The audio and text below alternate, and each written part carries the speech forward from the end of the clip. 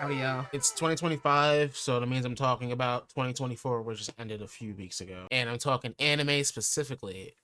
Specifically more than that, I'm talking the top 5 anime of 2024 that you should have been watching. That you should have sat your ass down and watched instead of watching Dragon Ball Z for the millionth time, like I do. Check it out. Let me know what you think in the comments below. Let me know if there's an anime I missed. Let me know if my list is complete trash. Follow me on Twitch for, live streams. If you can't make it, the VODs will be here on Ice Boom Boom Room. Follow me there. Join the Discord below. Follow me on all social media accounts if you need more updates, more than you'll find in the Discord, if you just love my lovely delivery and thoughts and such. Here we go. Enjoy. All right, so this list is in no particular order, but these are the top 5. And we are starting with Solo Leveling. I didn't know much about Solo Leveling. All I knew about Solo Leveling is that it was part of like the big manhwa takeover that went on just a few years back. It was Solo Leveling and it was Tower of God. And I didn't really dig Tower of God too much. I heard the anime adaptation of that didn't do too well, that it's kind of poor in comparison to the manhwa. So I was like, okay, let me just save my manhwa experience, my first manhwa experience for Solo Leveling, and it did not disappoint. I've seen countless other YouTubers, streamers react to this show back when it was a manhwa, and they would just read through it and get a ton of viewers, and I was never one of them, and I felt like I was missing out. And I kind of was, even though I'm only in the first season. It's really great. I love the whole concept of it. There's like heroes and there's like dungeon exploring and stuff like that, but there's like no natural level up system for any of these characters who are like a part of this profession to clear out dungeons in this very modern world. This modern, like, it takes place in a metropolis city, almost like Japan.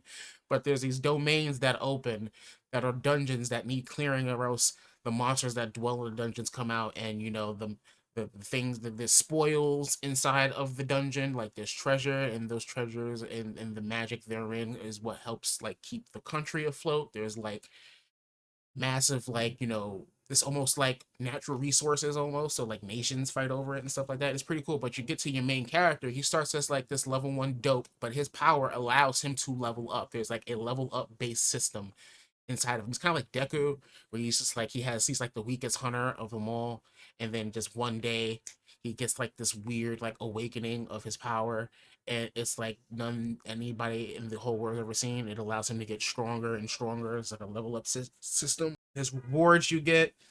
There's like, if you meet certain requirements throughout your day, you get like special skill points, bonuses, and you can max out your charisma and so on and so forth. So he turns into like this little meek boy into like this like fully grown guy, and like this girl who was kind of digging on him when he was a weakling and who was always there for him to heal him because she's a healer. Now is looking at him like, oh my god, you're like helping me, and I like we went through this horrible experience together, and you came out and you're super strong, and I'm over here questioning myself. And it's just super cool as a concept. I love the level up system as a concept. I love that freaking theme song.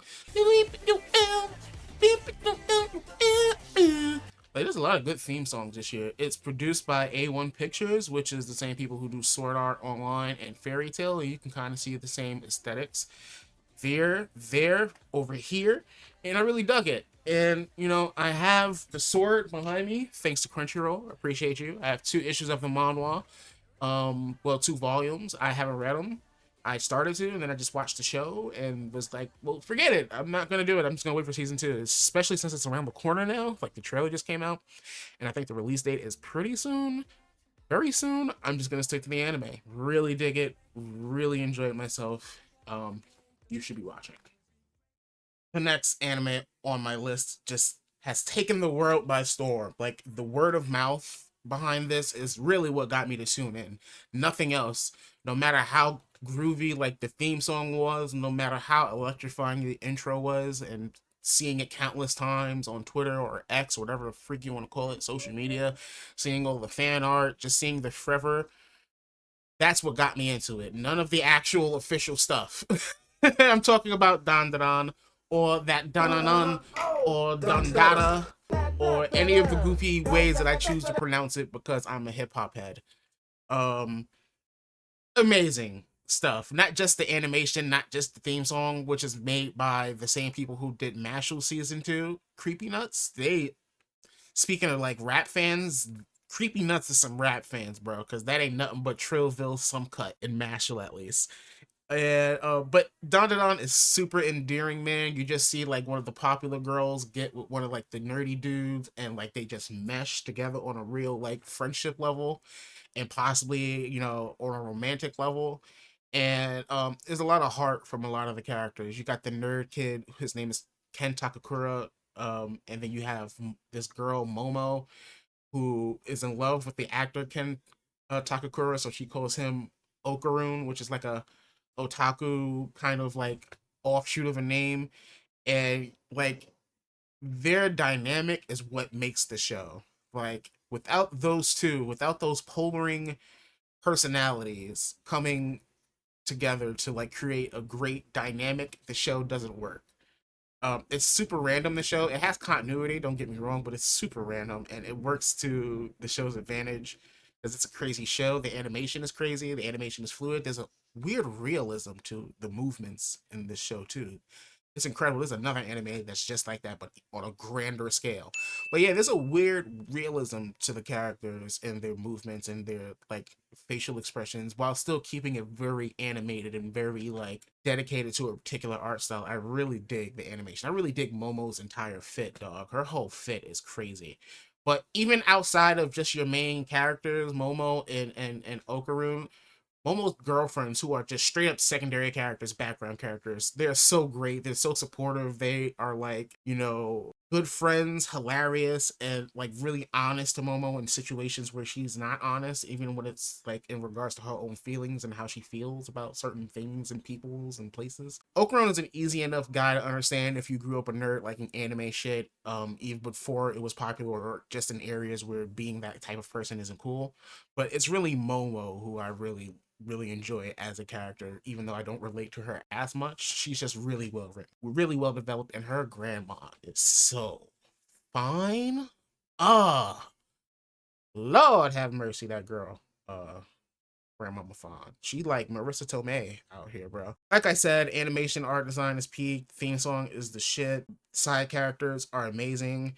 Even there's another girl who joins like those two in their like, you know, sort of dynamic. Her name is Arira. She's the pink hair girl with who's like combined with the spirit who has that very sad story, which was a standout episode in my book. I was not expecting it to go that deep. I watched this entire show primarily in the gym, basically, except for like 2 episodes, and I got my girl into it, and she fell in love with it, so we started watching it together. But like the frenemy type relationship she has with Momo was really great, and how like, you know, her interactions with Okarun are really great too. I don't want to give too much away in case you haven't seen this. I know a bunch of people watch this to like reconfirm that their top five is somebody else's top five. But if you haven't seen it and you're watching this to see other anime from last year, I'm not gonna say much. Just watch it. It's probably like a ton of people's anime of the year this year. Another anime that just completely caught me off guard. My girl was watching it at first, and then she put me onto it. I was not aware of it. It's Kaiju number 8.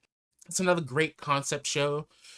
It deals with like kaiju, you know, almost like on a Godzilla level, but you get a new freak of the week every week type thing. And it's to a point where like society is used to it, to the point where, you know, they've developed a whole subdivision of people for the cleanup service of the destruction of kaiju. I always wondered that. It's like, does the government like just get regular workers to clean up kaiju debris, or do they bring in a special service after all of these kaiju evasions in like Godzilla or Pacific Rim or something like that? So our main character is a part of the cleanup service. He wants to be one of the higher guys who actually takes out the kaiju's, and you know, he grew up with a girl who actually became that, even though it was his dream, and she kind of left him at the wayside, and they don't speak anymore. He wants to become that. He wants to live up to his dreams. He wants to be by the side of that girl he grew up with because he loves her. Boom. Right? Great concept already. Now, it's the messaging behind it that's great, because what's keeping him from being great is that he's just too old, dude. He's like over 30. But, and he thinks it's over, and he has like a little like disciple who works with him who he sees has potential to be a hunter, but that kid is like, no, this guy has what it takes to be a hunter. I know he's over 30, but his knowledge is off the charts. He has like physical, he has the physicality for it, he has the mind, he knows these kaiju in and out directly from working here, and he's just obsessed with being, you know, one of the head honchos who's responsible for keeping society safe. Like, it's like, I know this is my dream, but I know this is his dream and he deserves it as much as me. And so that whole dynamic is great. It's like a tutelage mentor type of thing, even though it's like watching your mentor level up ahead of you, knowing that he's not where he should be, but you see his potential. It's just great stuff. It's like messaging of like mentorship. You're never too old to like learn a new trick. Just, and it that's like doubly needed for our society, where like people of my age actually listen to the thoughts and opinions of 16-year-olds and what they think life means after 30, which is you die. So it's great messaging for those people who take those little kids and their thoughts seriously. Um, and you need more shows that she's like, everybody, like, I see a lot of adults always cry about representation, especially when it's like, you know, for like people of color or, you know, something like that. But it's like, why are you saying that? And why are you pushing so hard for that? You're 35. You should be okay. You should have the wherewithal to know what it is. You should have a community around you already. The representation should be for the kids behind you. But this is representation for people of our age in a way that we actually seemingly need it as a society, at least in America, right? Great concept. I love all the characters in it. I love his uphill battle. I love the eventual, you know, kaiju 8 of it all, where, you know, he finds out blank, blank, blank spoilers. That's a cool turn. I didn't see that coming. I didn't see, you know, that whole other breed of kaiju existing, the more intelligent kaiju. That was a great thing. And seeing how those kaiju are infiltrating like society and shit like that. It seems like season one was just the tip of the iceberg, and what I'm saying now is all speculation of what's to come. I love the dynamic with that girl that he meets that's just like really shitting on my boy because he's 30, and then he saves her. And I'm getting into spoiler territory. Watch Kaiju number 8. You will not regret it. It's super good. It's from the same studio that has done pretty much everything under the sun. It's Project IG. So, you know, they did what did they do? They Ghost in the Shell. And, you know, fun fact, the animated sequence in Kill Bill Volume 1, I believe it is, with Lucy Liu. Check it out. Amazing shit. You will not regret it.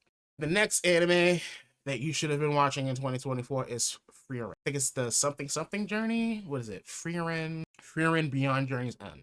There we go. So when I first watched this, it's one of those shows I've seen reactors reacting to. It looked really slow paced. It looked really, you know, not even a hint of action in it. And when I started watching it, I was like, okay, this is slow burn anime, but I like the world. I like that there's world building. I like that we're following a character who's already gone through this perilous journey that she's famous for. Like any other anime, you would start or show glimpses of this giant battle that made Frieren like this badass that she is, but that's not the story we're telling. We're telling the story after the fact, the fallout from the big thing, like living life after that moment. And, you know, what does life mean for you outside of that? She's just this woman who's this elf who just lives forever. She quadruples, quintuples the lifespan of humans. So everybody she went on that journey with dies, basically. And she picks up new adventurers along the way to reach Journey's End, which is heaven, to meet one of the guys from that journey that made her famous, who she realized after like his death and maybe centuries later that, oh shit, I probably had real emotional romantic attachments to that guy, but because I don't understand humanity and the lifespan is so short and mine's is so long and we're of different species and I grew up the way I grew up, I just never understood that. I didn't understand interactions. It really makes you think about your mortality, this show, just because you're dealing with characters that are centuries years old and like them even themselves being shocked by just the limited lifespan of humans and so much that they can achieve in that moment, like in that small span of time. It really makes you think about your mortality, but in a sweet way. But, you know, right around I think episode 5, 6, 7 is when action actually starts happening, and I was like, holy shit, look at this animation, holy shit. So this isn't just a deep thought-provoking show with world building, teaching you life lessons and morals and shit. I was blown away. I did not expect action out of this anime, dude. And so when it happened, I was just taken aback. I was already captured by like the beautiful art style and you know, like I said, the world and the characters and the dynamics of her picking up new party members along the way. And then you get to the animation, especially when the action pops off, the range of motion, the fluidity.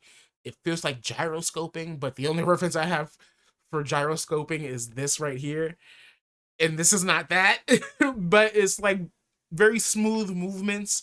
There was a moment where Stark, this character named Stark, which this other character named Fern pronounces extremely hilariously to me. It's not Stark, it's Stark, right? He puts on this jacket. He just puts on a jacket, almost like Aaron Yeager was supposed to put on his jacket in that moment in Attack on Titan, and they just didn't animate it well at all. But they did in the trailer for that season.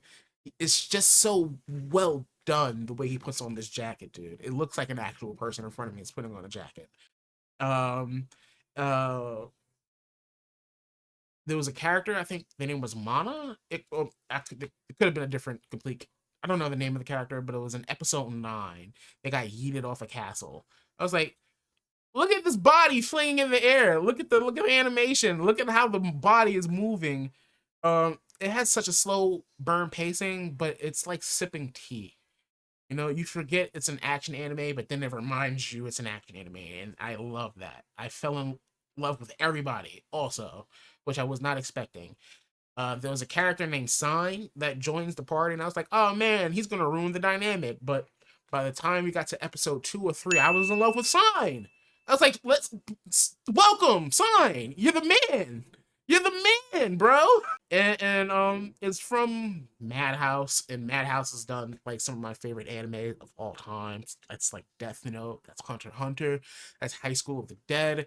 It just looks so beautiful. Another moment of like range of movement and animation is when Stark and Fern, the one who says Stark, very funny, her name is Fern, are at like a gala type ball type situation and they're dancing.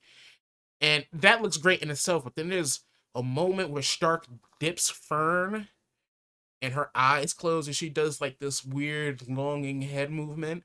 I was like, oh my god, what? Just that small detail. It just felt so real. It looked so real. Just the range of movements, man. It's just thematically, it's beautiful. The characters, their relationships are beautiful. The life lessons, the morals of the story, beautiful. The animation, the fights, beautiful. If I wasn't a I almost gave away my next entry. If I wasn't such a big fan of the next entry that I'm about to tell you, this would probably be my number one favorite anime in 2024. But I know I said this is all, you know, not really ranked. It's all really everywhere, but this next one is probably my favorite, just because of who I am. But Fern, Fern, Stark. You need to know all these names. You need to meet all these characters. You need to watch Farron World's Journey, right? Is that what it's called? I just call it Farron. Is that how you say her name? Farron? Farron. Listen, I mispronounce stuff. Okay, get used to it. All right, and finally, if you are not watching One Piece in 2024, I don't know what to tell you. I really don't. I really don't. I don't know what excuse you have. You probably have one as to why you're not watching it. It's probably the most obvious ones that have obvious answers. But listen, you're missing out. You're catching up and you're missing out in the moment of some of the best animation that anime fans have sat around and collectively seen at the same time. That's how crazy One Piece is right now. You know, I don't know if you heard the name Vincent Chansar, but he is literally changing the game when it comes to the One Piece anime. I read the manga, right? And they really just feel like fucking storyboards at this point for the anime because what the anime does with that material just elevates it to such a degree that it's not even the same thing, right? And I feel like it started first time I realized, not realized, but just knew that that's the case was the Zoro versus King fight back in Wano. If you read it and then you watch it, it's two completely different fights, two completely different sets of tones. Freaking the atmosphere is different. No, and it's just been that way ever since. Ever since they introduced impact frames from the specific animator named Vincent Chansard. I believe that's how you say his name. It's just elevated the One Piece anime to such a degree. In these impact frames, which if you don't know what impact frames, it's the frame, it's the small 1/16th of a frame that makes the impact of a punch or a power up or just a really great moment, like that bursting effect that you get, right? They're making whole ass stories within those little half frames, man. Little moments in those half frames that elevate the story. There's one moment, I'm not gonna spoil who's fighting and what's fighting and why they're fighting, but there's two characters who are from the same side, who are not now on the same side, who come together in a clash, and in that clash you see them like high-fiving each other, dude. And that's not in the manga anywhere.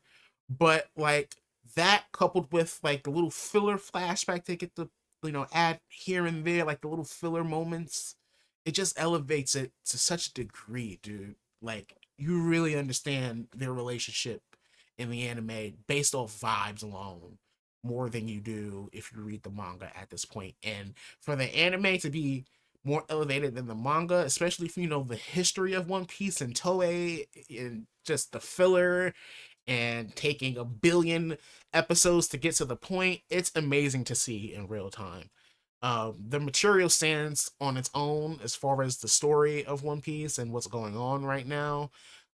It was the shit like the year before when I read it. It was the shit last year when I saw it animated. So I really can't you know, I can't really say I love this story even though it was from last year, and so I'm bringing in the year before last's impact on me here to the anime. So I don't want to harp too much on the story, but just the animation, dude. How much more you're getting out of the anime versus the manga at this point. You and seeing this happen in real time, like it's nothing greater than watching an episode of One Piece and then going on Twitter and just seeing everybody talking about the animation, the director, Megumi Ishitani.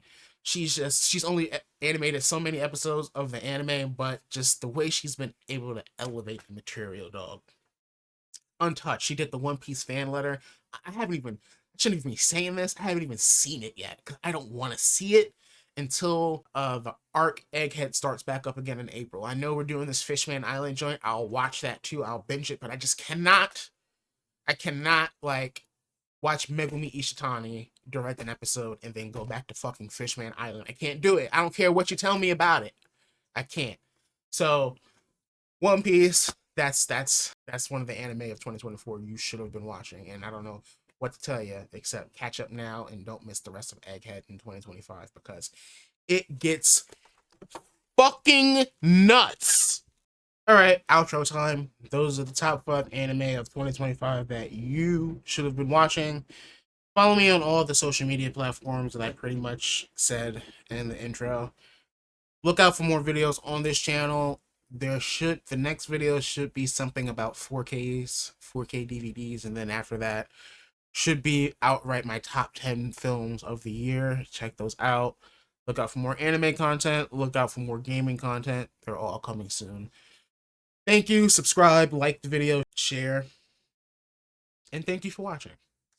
Peace.